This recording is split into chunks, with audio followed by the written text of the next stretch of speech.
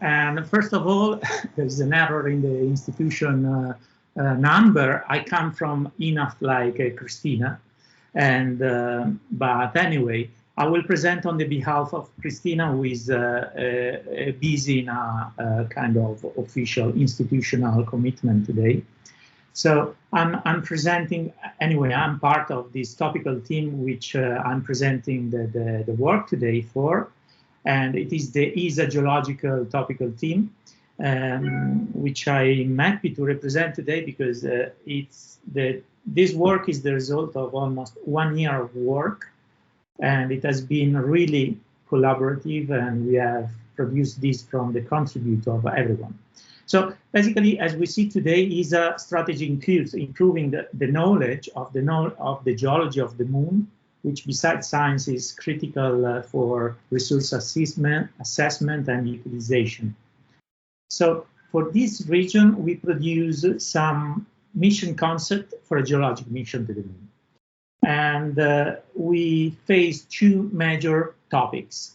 The first topic is the payload. And we talked about two payloads. The first payload is the context package. So since we wanted to be as more flexible as possible, we talked about two different kind of payloads. One is the context, which provides the geologic context, so the data about imagery, topography, and composition of the outcrops being mapped. And the other is the in situ context, in situ package, which we can think about being the content of the context being observed by the context package. So these in situ packages basically provide the ground truth for the context package. So the second mission that the second topic that we discuss with the group is the mission scenario. So without having a specific mission scenario, we had to be broad-minded, and we selected three main scenarios for our mission. And the common point is the volcanic environment, which is being the scientific driver for both for these three mission scenarios. One we saw today is Rima Bode, where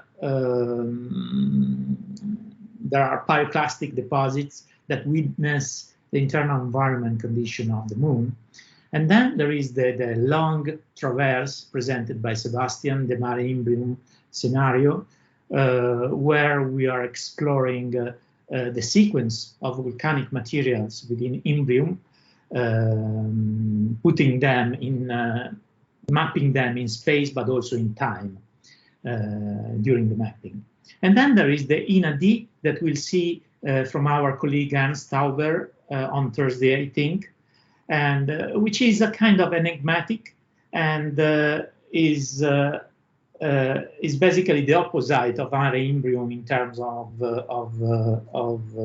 length of the traverse, because it's a very limited area, so it can be done with a mission with limited time and limited autonomy. And it's an enigmatic feature on the moon, currently considered formed by volcanic deposit. So I invite you to take a look to the poster, and this is the results of the geological mission topical team of ESA. Thanks.